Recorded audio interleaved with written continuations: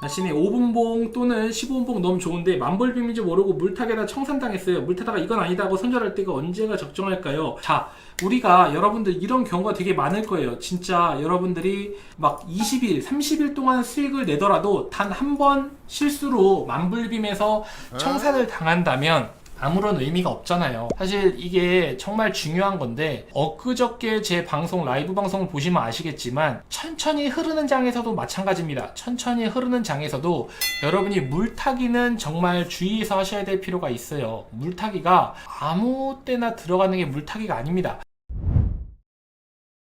한번 예를 들어 볼게요. 이게 또 지나간 차트 갖고 한다고 또 뭐라고 그러진 않겠지. 좀 급격하게 빠지는 차트로 한번 예를 들어 볼게요. 뭐 여기서 제가 탈출을 했었죠. 이거 라이브 방송에 있는 차트예요. 제가 지나간 차트로 보는 게 아니고 여러분하고 라이브로 했잖아요. 4시간 반 동안 순환매로 탈출하고 더 올라가지고 나중에 뒷목 잡고 쓰러질 뻔했던 차트지 않습니까? 자, 한번 볼게요. 자, 이런 장이면 결국에 여러분들이 여러 가지를 잘해야 되는데 가장 잘해야 되는 게 몇 가지 있어요. 이런 차트에서 여러분이 잘해야 되는 거 뭐가 있을까요? 일단 이런 차트라고 한번 볼게요. 5,000불 정도 빠졌기 때문에 사실 뭐 적게 빠진 건 절대 아니에요. 이 정도면 충분히 난이도 있는 수준의 하락이라고 전 보여집니다. 근데 여러분이 예를 들어 여기서 반전이 돼서 쭉쭉 빠지는구나 해가지고 여러분이 여기서 샀다고 쳐봅시다. 43,500. 왜냐면 여기서 사는 사람은 없겠지. 여기서 롱 잡으시는 분은 없겠죠. 진짜 여기서 롱 잡으시는 분은 없을 거라고 믿고 여기서부터 잡았다면 이건 애초에 이게 성립되지가 않습니다. 여러분 뭐 여기도 우리가 얘기했잖아요. 지금 여기 보면 44,300인데 요것도 5분봉이랑 15분봉 같이 봐봅시다. 5분봉으로 잡았을 수도 있으니까. 자, 여기입니다. 이게 5분봉이에요. 이렇게 두 개를 놓고 이 차트를 보면요, 여기가 15분봉, 5분봉이죠. 그럼 여러분이 뭐 그렇게 생각할 수도 있어요. 아, 내가 보니까 한 요 부근쯤에서 진입을 해도 괜찮겠다. 이 부근이 뭡니까?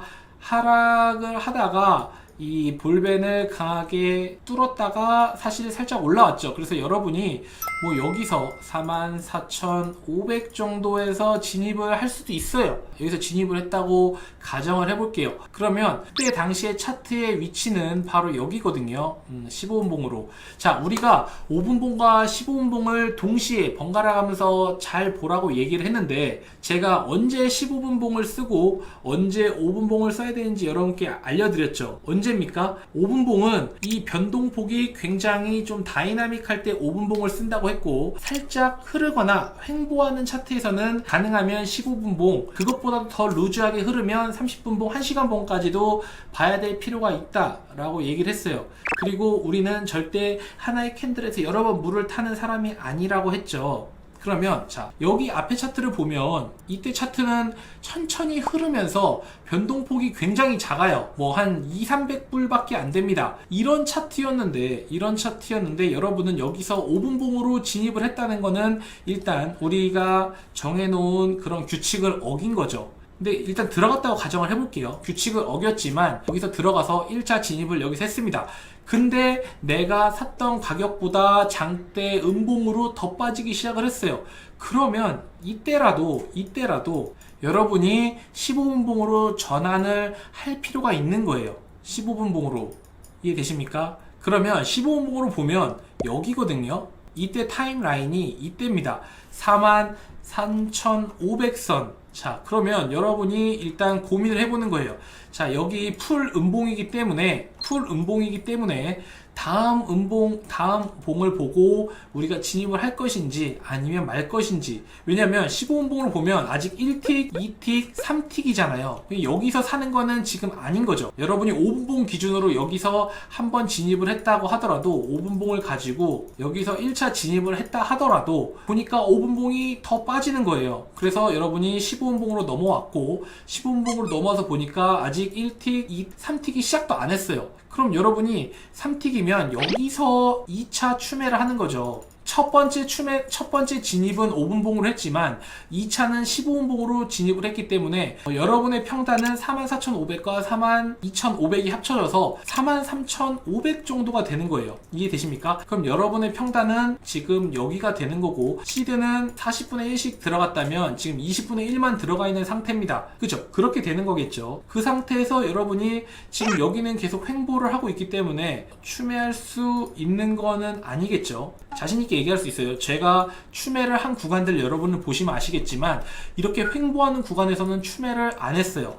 언제 했냐? 이렇게 떨어지고 나서 반등이 오려는 구간, 급격하게 떨어지는 구간에서 여기 4750인가에 4비트 매수를 했습니다. 그래서 여기서 순환매 했죠. 그러니까 그런 식으로 여러분이 이 모든 캔들에서 하나에 한 번씩 물을 탈 필요가 없다는 거예요. 내가 산 가격보다 많이 빠지지 않고 그리고 얘가 오를지 내릴지 아리까리한 상황이라면 일단 시드를 홀딩하는 겁니다. 그리고 만약에 여기서 그냥 올라가면 내 평단까지 올라가면 탈출하는 거고 만약에 내려오면 이렇게 훅 빠졌을 때 강하게 물을 타서 반등이 왔을 때 추매 불량 정리하고 다시 또 내려왔을 때 또 추매해서 평단 낮추고 반등이 올 때까지 버티는 거예요. 이게 답입니다. 이게. 그리고 그거는 이런 식으로 5,000불 빠진 것도 여러분들이 이렇게 대응을 하시면 사실 침착하게만 하시면 여러분들도 다 하실 수 있어요. 어려운 스킬이 아니기 때문에. 근데 대부분 이제 침착하지 못하게 너무 빨리 물을 타서 왜냐면 반등할 것 같거든.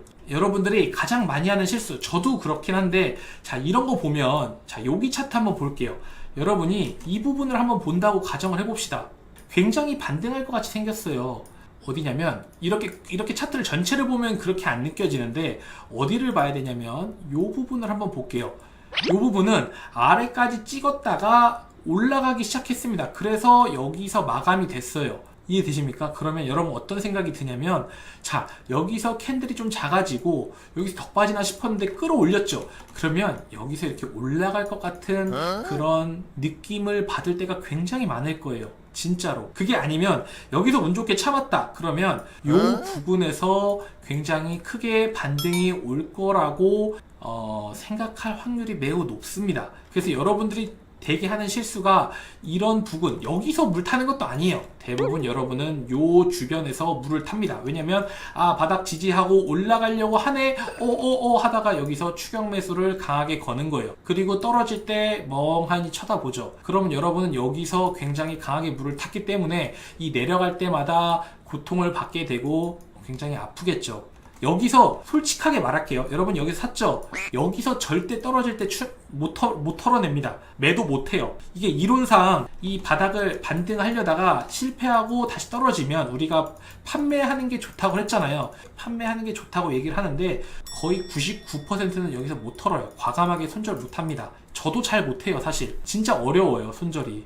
그래서 여러분들이 정말 이 물 탈 때는 처음 진입할 때도 중요하지만 물 타는 거는 그것보다 훨씬 더 중요합니다. 물을 타는 순간 여러분의 위험 부담이 곱절로 늘어난다고 보시면 돼요. 물론 탈출하면서 이익을 많이 못 볼 수도 있어요. 근데 손해 안 보고 탈출한 게 어디야? 내가 고점에서 물렸는데 내가 바닥 잘못 잡아서 고점에서 물렸는데 많이 떨어졌어. 근데 손해 안 보고 탈출한 게 어디예요? 그게 그 정도면 감지덕지지. 이쪽으로 탈출하면 더 베스트고. 이해되셨죠?